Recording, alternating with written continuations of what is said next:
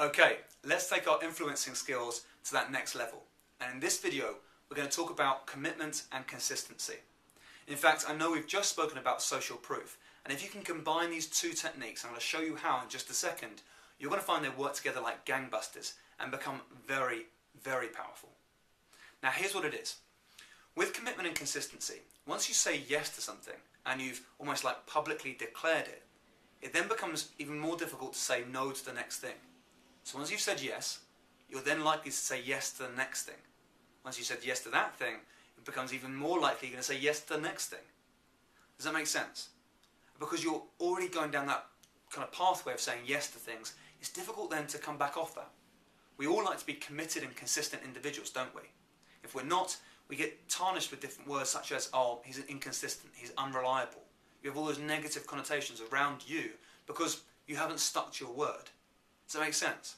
So we all like to be committed and consistent individuals, and that's where this internal persuasion happens. So here's how you use it. What you want to do is use this social proof still by getting all of your audience to say yes to you to a no-brainer, and then carry that on with another question and make it a little bit less of a no-brainer, but something they're going to easily say yes to again. Do it again and again and again, all the way through your presentation at different points. Get everyone to say yes to on a regular basis. And what you're going to find is people get locked into what we call a yes set. Once you've said yes to a few things, it then really becomes very difficult to say no and backtrack.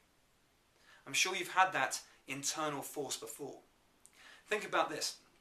I recently did a horrible run.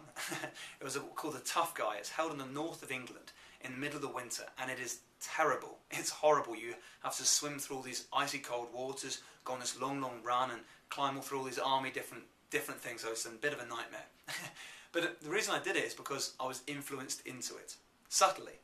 This is how it happened. I was with all my friends, and one of my other friends came through and said, hey guys, do you guys want to do something for charity this year? And of course, easy to say yes to that. Yeah, I'd love to, that'd be brilliant. And he goes, because I've seen something that looks really interested, would you be interested in having a look as well? Oh yeah, definitely, that looks brilliant, I'll come have a look. Then we realised it was this Tough Guy championship. And as we looked at it, I was like, oh, I want to say no now. And he's like, are you guys up for it? Now what happened at that point, I was already locked into a yes set. I'd already said yes a couple of times and I was influenced to say yes again. But then what happened is everybody around us said, okay, yeah, I'll do it. Then there was the kind of the peer pressure, the social proof thing.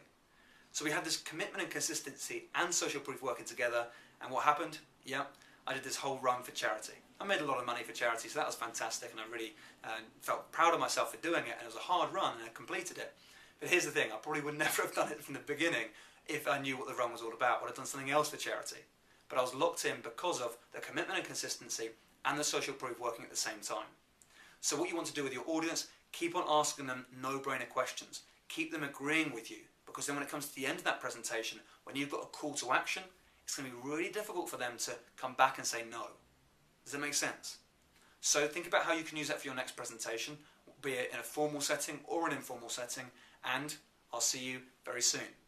In fact, if you want to get more information about all these different techniques I've been sharing with you, all you need to do is look below this video and you're going to see a link. It'll say www.tombreeze.com. If you click on that link, it's going to take you through to the website where you can sign up for a free account. And when you do that, you'll have access to many different videos that you can start using to influence more people around you and become an even more powerful presenter. So go and do that now. As you know, this video is going to now turn interactive and you'll have the option of going back to the main menu. But I'd encourage you to look below, click that link and get access to all these different videos. I'll see you over there in just a second. Thanks very much.